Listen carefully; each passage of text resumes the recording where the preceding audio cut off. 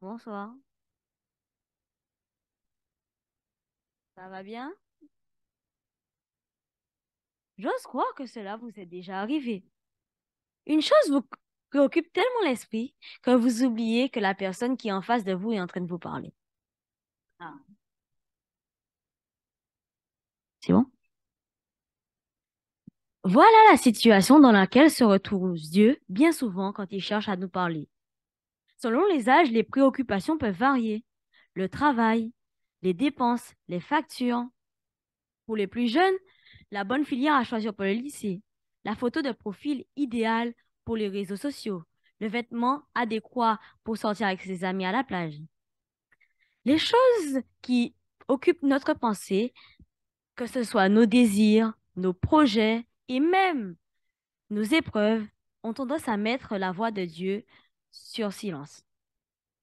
On ouvre un Dieu qui parle. En ouvrant la Bible, nous voyons que Dieu est présenté comme un Dieu qui communique, qui parle avec ses créatures. Ne serait-ce que dans le premier chapitre de la Genèse, il nous est dit par 11 fois que Dieu prend la parole. Dans la Bible, en général, Dieu est présenté comme un être suffisamment impliqué dans notre vie et intéressé par nous qu'il utilise la parole pour communiquer avec nous, ses créatures. Nous avons donc plusieurs exemples. Adam, Ève, Caïn, Moïse, etc.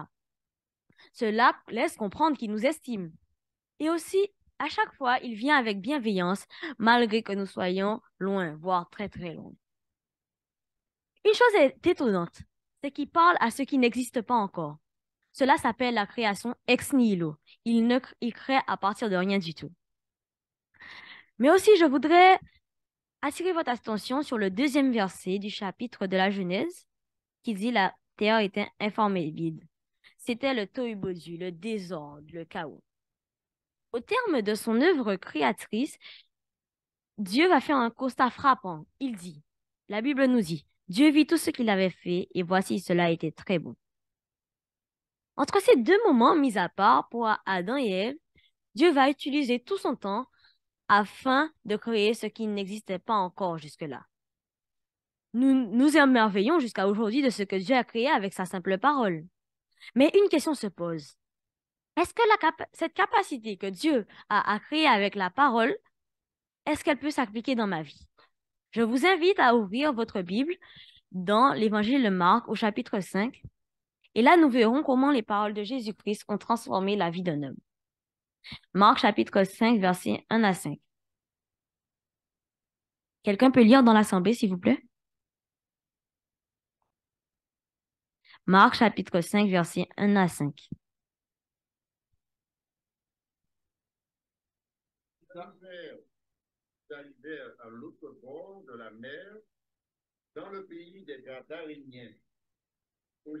Aussitôt que Jésus fut hors de la barque, il vint au-devant de lui un homme, sortant des sépulcres et possédé de l'esprit impur. Cet homme avait sa demeure dans les sépulcres, et personne ne pouvait plus le lier, même avec une chaîne. Car souvent, il avait eu les fers aux pieds, et il avait été lié de chaînes, mais il avait rompu les chaînes et brisé les fers. Et personne n'avait la force de le dompter. Il était sans cesse, nuit et jour, dans les sépulcres et sur les montagnes, criant et se meurtrissant avec des pierres. Merci. Alors, l'environnement dans lequel vit cet homme, les termes qui sont employés pour décrire son attitude laissent comprendre que sa vie est un désordre, que sa vie est vide, informe et vide, vide de sens. Tel un être malfaisant, il entre un lieu qu'on appellerait aujourd'hui un cimetière. Et quand les gens des environs le voient, ils ne vont pas chercher à interagir avec eux comme on fera avec une personne normale. Au contraire, il est question de le dompter, comme on ferait avec une bête féroce, avec une bête pédocile. Même sans les faire, on pourrait voir qu'il est l'esclave, l'objet des esprits impurs qui l'animent et qui ont fait leur demeure. Mais nous avons dit que Dieu est un Dieu qui se soucie de nous. Il nous aime, il nous a créés, il nous aime, il nous aimera toujours, même si on laisse Satan habiter parmi nous et même en nous.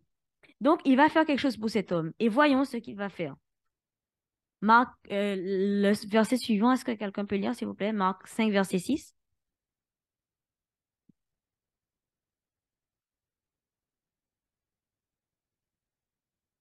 Marc 5, verset 6. Ayant bougé de loin, la courue se prosterna devant lui. Et verset suivant. Non. Et s'écria d'une voix forte, qu'y a-t-il entre moi et toi, Jésus, Fils du Dieu très haut? Je t'en conjure au nom de Dieu, ne me tourmente pas. La parole de Dieu tourmente l'esprit et donc il n'a autre choix que de sortir. Amen. La parole de Dieu est donc libératrice. Quelles que soient les choses qu'on a fait, quels que soient les problèmes, les difficultés, les épreuves, nous devons toujours venir à Dieu et il est prêt à nous pardonner si nous venons de tout notre cœur. Le psaume 33, verset 9 déclare, car il dit et la chose arrive, il ordonne et elle existe. Rien ne peut empêcher ce que Dieu dit de s'accomplir. Jésus n'a pas fini avec cet homme. Le verset 15 nous apprend d'autres éléments. Ils vinrent auprès de Jésus et ils virent le démoniaque, celui qui avait eu la légion, assis, vêtu et dans son bon sens. Ils furent saisis de frayeur. L'homme est enfin en paix, au calme et reposé.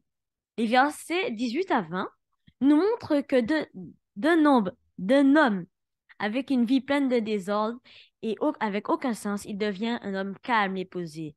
Non seulement, mais maintenant, il va annoncer ce que Dieu a fait pour lui aux autres. Marc 5, verset 18 à 20.